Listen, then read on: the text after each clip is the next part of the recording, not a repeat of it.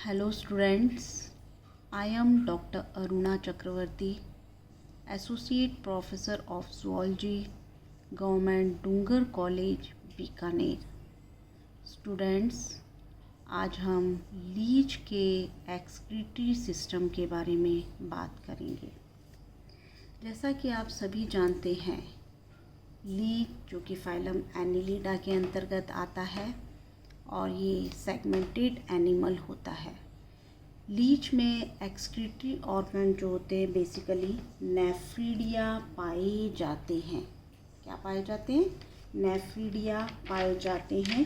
ये नेफ्रीडिया जो होते हैं 17 पेयर नेफ्रीडिया पाए जाते हैं, जो कि छठे खंड से 22वें खंड तक प्रत्येक खंड में एक एक जोड़ी होते हैं, जो कि एक सूक्ष्म कुंडलित नली के रूप में पाए जाते हैं। यदि हम एक्सक्रीटरी सिस्टम की लीच के एक्सक्रीटरी सिस्टम की बात करें तो लीच जो होता है इसका उत्सर्जी तंत्र जो होता है वो कॉम्प्लिकेटेड कैनाल सिस्टम होता है। इसमें जो एक्सक्रीटरी प्रोडक्ट होते हैं नाइट्रोजीनस वेस्ट होते हैं। लीच जो है एक्वेटिक एनिमल है, जल में पाया जाता है। इसमें सफिशिएंट मात्रा में पानी पाया जाता है। तो ये जो होते हैं बेसिकली अमोनोटेलिक होते हैं, जो कि एक्सक्रीटरी प्रोडक्ट जो होते हैं वो अमोनिया के रूप में बॉडी से निकालते हैं। तो एक्वेटिक मोड ऑफ लाइफ की वजह से जो होते हैं ये कैसे होते हैं? अमोनोटेलिक होते हैं। ये अमोनिया को बॉडी से एलिमिनेट करते हैं, नाइट्रोजिनस वेस्ट प्रोडक्ट जो होते हैं, और कुछ मात्रा में यूरिया को बॉडी से बाहर निकालते हैं। तो लीच जो होते हैं इनमें नेफ्रीडिया जो होते हैं बेसिकली दो प्रकार के पाए जाते हैं। एक तो होता है प्री टेस्टिकुलर नेफ्रीडिया और दूसरे होते हैं टेस्टिकुलर नेफ्रीडिया। सबसे पहले हम बात करेंगे टेस्टिकुलर नेफ्रीडिया। टेस्टिकुलर नेफ्रीडिया जो होते हैं 11 जोड़ी पाए जाते हैं, जो कि 12वें खंड से कहाँ पाए जाते हैं? 12वें खंड से 22वें खंड तक प्रत्येक सेगमेंट में एक एक जोड़ी टेस्टिकुलर नेफ्रीडिया पाए जाते हैं। इन्हें हम टेस्टिकुलर नेफ्रीडिया क्यों कहते हैं? क्योंकि प्रत्येक सेगमेंट में प्रत्येक जो सेगमेंट होता है इसमें एक जोड़ी जो होते हैं इनमें क्या पाए जाते हैं? टेस्टिस सैक जो होते हैं वो पाए जाते हैं। ये टेस्टिकुलर नेफ्रीडिया जो होते हैं घोड़े की नाल के आकार के होते हैं और कॉम्प्लेक्स इनमें canal system, complicated canal system होता है। कुल 6 पार्ट से मिलकर बने होते हैं। फर्स्ट जिसे हम कहते हैं मेन लोब। फर्स्ट पार्ट कौन सा होता है? मेन लोब वाला पार्ट होता है। सेकंड जो होता है जिसे हम कहते हैं vesicle and vesicle duct. Third जो होता है एपिकल लोब होता है। फोर्थ जो होता है इसमें इनर लोब। फिफ्थ पार्ट जो होता है जिसे हम कहते हैं इनिशियल लोब। फिफ्थ पार्ट क्या होता है? इनिशियल लोब होता है। और सिक्स पार्ट जिसे हम कहते हैं सीलिएटेड ऑर्गन्स। क्या होते हैं? Ciliated organs. तो लीच में हम सबसे पहले मेन लोब के बारे में बात करेंगे। लीच जो होता है इसका मेन लोब या जिसे हम कहते हैं मुख्य पाली, ये बेसिकली घोड़े के नाल के आकृति की होती है। कैसी होती है? घोड़े के नाल के समान मुख्य रचना बनाती है। क्रॉप की जो दो डाइवर्टिकुला होती है या सीका जो होते हैं इनके बीच में वेंट्रोलैटरल सरफेस पर पाई जाती हैं। क्या चीज़? Main lobe. ये नेफ्रीडिया का मेन पार्ट बनाते हैं। इसमें दो असमान भुजाएं पाई जाती हैं, जिनमें लंबी भुजा जो होती है वो आगे की ओर पाई जाती है। इसमें लंबी भुजा जो होती है वो आगे की ओर पाई जाती है और छोटी भुजा जो होती है वो पीछे की ओर पाई जाती है। इनकी सेल्स जो होती हैं बड़ी साइज़ की सेल्स होती हैं, जो कि पॉलीहेड्रल कैसी होती है? बहुफलकीय होती हैं। नेक्स्ट हम बात करेंगे एपिकल लोब। एपिकल लोब या जिसे हम कहते हैं शीर्षस्थ पाली। तो शीर्षस्थ पाली जो होती है ये जो कि मेन लोब या जिसे हम कहते हैं मुख्य पाली जो होती है, इसके पिछली भुजा के भीतरी सिरे पर, भीतरी जो स्वतंत्र सिरा जो होता है वो क्या बनाता है, एपिकल लोब फॉर्म करता है। ये लोब जो होता है, एपिकल लोब जो होता है, बेसिकली जो होता है एंटीरियर पोस्टीरियर सरफेस पर, एंटीरो पोस्टीरियर सरफेस पर क्रॉप के नीचे स्थित होता है। इसका अग्र सिरा जो होता है बेसिकली क्या होता है, फूला हुआ होता है और छड़ी के हैंडल के समान कैसा होता है, छड़ी के हैंडल के समान होता है। इसकी सेल्स जो होती हैं बड़ी होती हैं और अंदर इसमें इंटरसेल्युलर कैनाल जो होती है वो पाई जाती हैं। नेक्स्ट हम बात करेंगे इनर लोब। इनर लोब जो होता है जो कि मेन लोब की अगली और पिछली भुजा जो होती है, इनके बीच एक छोटी जो होती है इनकरेंट लोब या जिसे हम कहते हैं अंतर्वाही पाली पाई जाती है, जिसे हम कहते हैं इनर लोब। क्या कहते हैं, इनर लोब कहते हैं, जो कि एपिकल लोब जो होता है इसके बाहरी सरफेस पर पूरी लंबाई में फैला हुआ होता है। नेक्स्ट हम बात करेंगे इनिशियल लोब। इनिशियल लोब या जिसे हम कहते हैं प्रारंभिक पाली, ये टेस्टिस लोब जो होता है, जो कि इनिशियल लोब जो होता है ये एक लंबी सक्रिय ट्रांसपेरेंट धागे के समान संरचना होती है, जो कि लंबी नली के समान कैपिलरी से बनी हुई होती है।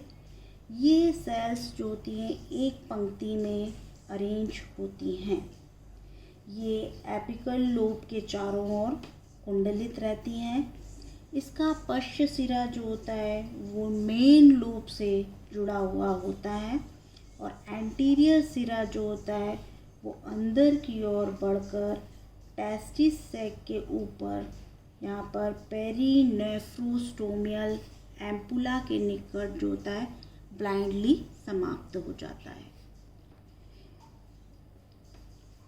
इनिशियल लोब जो होता है इसमें इंटरसेल्युलर कैनाल जो होती है, इसमें अनेक जो होती हैं डाइवर्टिकुला या अंधनाल निकल कर जो होते हैं प्रत्येक सेल में जाते हैं। नेक्स्ट हम बात करेंगे सीलेटेड ऑर्गन्स। सीलेटेड ऑर्गन्स जो होते हैं पेरीनेफ्रोस्टोमियल एम्पुला के अंदर एक विचित्र संरचना जो होती है पाई जाती है, जिसे हम कहते हैं सीलेटेड ऑर्गन्स। क्या कहते हैं, सीलेटेड ऑर्गन्स कहते हैं, जो कि 4 या 5 धागों के स्ट्रैंड जो होते हैं, 4 या 5 जो होते हैं स्ट्रैंड्स या ट्रैबिकुली जो होते हैं द्वारा पेरीनेफ्रोस्टोमियल एम्पुला जो होते हैं इसकी इनर वॉल से लटके हुए होते हैं। ये एक टिपिकल जो होते हैं एनिलिड्स जो होते हैं इसकी नेफ्रिडिया में कीप के समान होते हैं। कैसे होते हैं, कीप के समान होते हैं। सीलेटेड ऑर्गन जो होते हैं इनकी रचना यदि देखी जाए तो ये स्पंजी होते हैं, जो कि सेंट्रल जो होता है इनमें स्पंजी रिजर्वायर जो होता है वो पाया जाता है, ये रिजर्वायर वाला भाग। और इसमें सीलेटेड जो होती है वो क्या पाई जाती है, फनल पाई जाती है। ये वेसिकल से कनेक्टिव टिश्यू सेल्स का एक सेंट्रल या जिसे हम कहते हैं केंद्रकीय पुंज होता है, जिनसे सीलोमिक ग्रेन्यूल्स की रचना होती है। सीलोमिक जो कार्पस्कल्स होते हैं, ग्रेन्यूल्स जो होते हैं, इनकी रचना होती है। इनकी आउटर वॉल, इसकी बाहरी जो भित्ति जो होती है, इनकी सेल्स में केवल सिंगल लेयर्ड सेल्स जो होते हैं पाए जाते हैं, जिसमें कि असंख्य छोटे छोटे छिद्र पाए जाते हैं और प्रत्येक छिद्र जो होते हैं बाहर की ओर एक सिलिएटेड कीप जो होते हैं इनमें पाया जाता है और प्रत्येक कीप जो होती है वो ईयर लोब के समान होता है। किसके समान होता है? ईयर लोब के समान होता है, जिसके बाहरी किनारे अंदर की सतह के अपेक्षा में बाहर की किनारे तथा अंदर की सतह पर बाहर की ओर से अधिक जो होते हैं इनमें सीलिया जो होते हैं वो पाए जाते हैं। एम्ब्रियोनिक स्टेज में जो होते हैं सिलिएटेड ऑर्गन्स जो होते हैं ये नेफ्रिडिया के साथ ही जो होते हैं स्पष्ट सेल्यूलर रिलेशन बनाते हैं, लेकिन अडल्ट स्टेज में जो होता है इनका रिलेशन या संबंध जो होता है वो एक्सक्रीटरी फंक्शंस जो होता है इनका वो समाप्त हो जाता है और हीमोसीलोमिक सिस्टम का पार्ट बन जाते हैं और जिससे ये क्या करते हैं सीलोमिक ग्रेन्यूल्स का निर्माण करते हैं।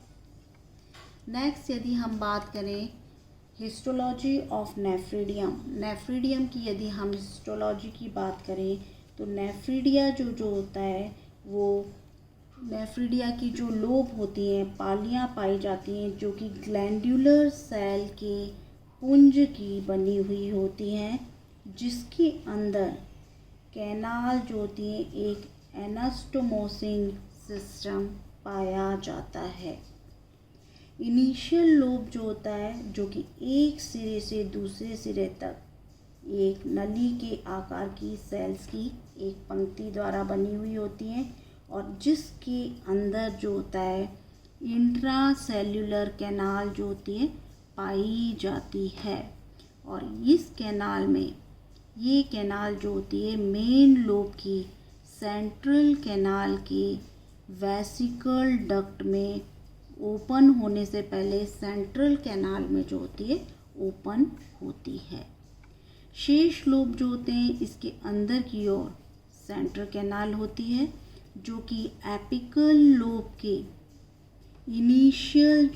इनिशियल रीजन से शुरू होकर विभिन्न लोब के अंदर एक कॉम्प्लेक्स पाथ से गुजरती हुई मेन लोब की एंटीरियर जो लिम्ब होता है या जिसे हम कहते हैं अग्रभुजा के निकट जो होती है वेसिकल डक्ट में प्रवेश करती है।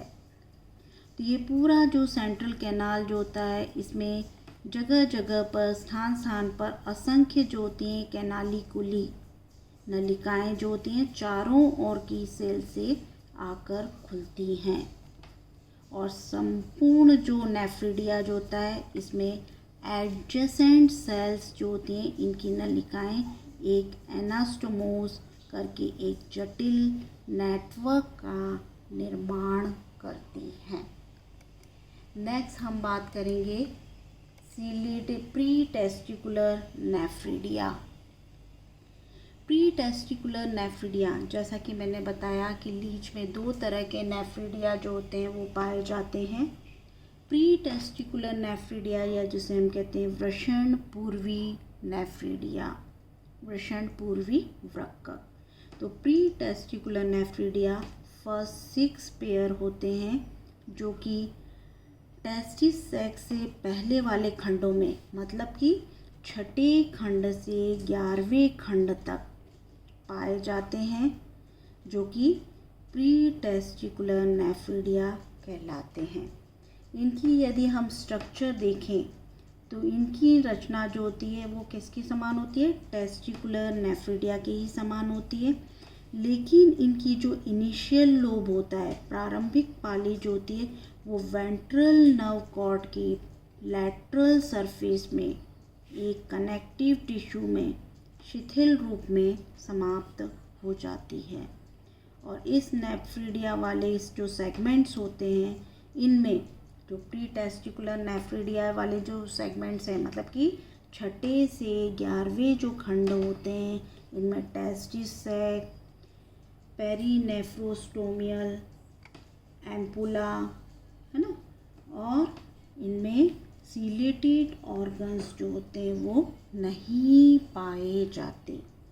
प्री टेस्टिकुलर नेफ्रिडिया कैसी होती हैं? छठे खंड से 11वें खंड तक पाई जाती हैं। 6 जोड़ी होती हैं।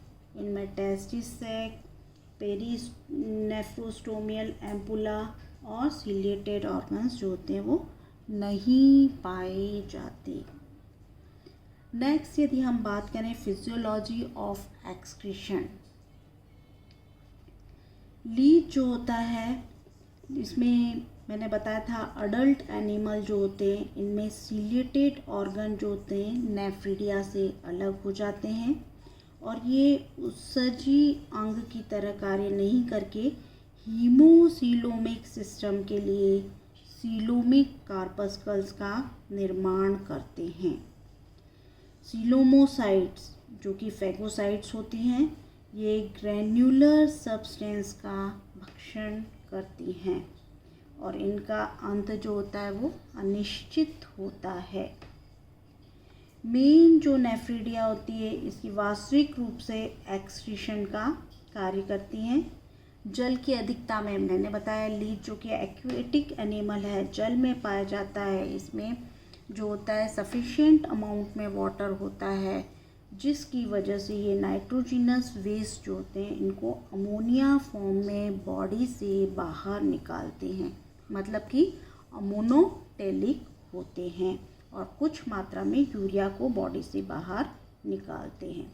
तो लीच जो होता है बेसिकली कैसा होता है? अमोनोटेलिक होता है। नेफ्रिडिया जो होते हैं इसके अंदर जो होते हैं असीमित इनमें हीमोसीलोमिक चैनल्स जो होती हैं इनकी ब्रांचेस होती हैं।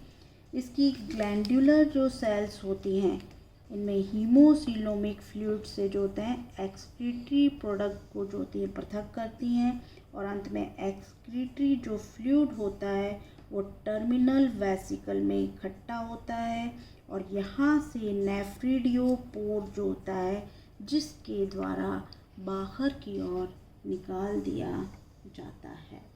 तो लीच जो है इसमें हमने क्या पढ़ा? आज हमने एक्सक्रीटरी सिस्टम के बारे में बात की। स्टूडेंट्स, आज हमने लीच के एक्सक्रीटरी सिस्टम के बारे में बात की। जैसा कि मैंने बताया आपको कि लीच में एक्सक्रीटरी ऑर्गन्स क्या होते हैं? नेफ्रिडिया पाए जाते हैं। ये नेफ्रिडिया कितने होते हैं? 17 पेयर्स पाए जाते हैं जो कि कहाँ पाए जाते हैं? छठे खंड से 22वें खंड तक 17 जोड़ी नेफ्रिडिया पाए जाते हैं। 2 तरह के होते हैं, टेस्टिकुलर और pre testicular nephridia. Testicular nephridia जो कि 11 जोड़ी होते हैं, 12वें खंड से 22वें खंड तक पाए जाते हैं। प्रत्येक सेगमेंट में एक एक जोड़ी नेफ्रिडिया पाए जाते हैं। 6 पार्ट में डिवाइड होते हैं। टेस्टिकुलर नेफ्रिडिया इसे इसलिए कहते हैं क्योंकि प्रत्येक खंड में एक एक जोड़ी इनमें क्या पाया जाता है? टेस्टिस सैक पाया जाता है। ये जो टेस्टिकुलर नेफ्रिडिया हैं 6 पार्ट से मिलकर बने हुए हैं। मेन लोब होता है, वेसिकल होता है, वेसिकल डक्ट होती है, एपिकल लोब होता है, इनर लोब होता है, इनिशियल लोब होता है और सीलेटेड ऑर्गन्स, है ना। तो और इसमें मैंने बताया कि लीच जो होता है वो कैसा होता है? एक्वेटिक एनिमल है। सफिशिएंट अमाउंट में इसमें वाटर पाया जाता है तो इसलिए इसका एक्वेटिक मोड ऑफ लाइफ है। तो ये अपना जो वेस्ट प्रोडक्ट जो है वो अमोनिया के रूप में एलिमिनेट करते हैं। बॉडी से वेस्ट प्रोडक्ट जो होता है वो अमोनिया के रूप में और कुछ मात्रा में यूरिया के रूप में बॉडी से वेस्ट प्रोडक्ट को एलिमिनेट करते हैं। तो ये जो होते हैं मोनोटेलिक होते हैं। तो स्टूडेंट्स, आज हमने लीच के एक्सक्रीटरी सिस्टम के बारे में बात की। नेक्स्ट क्लास में हम नेक्स्ट सिस्टम के बारे में बात करेंगे। तब तक के लिए धन्यवाद।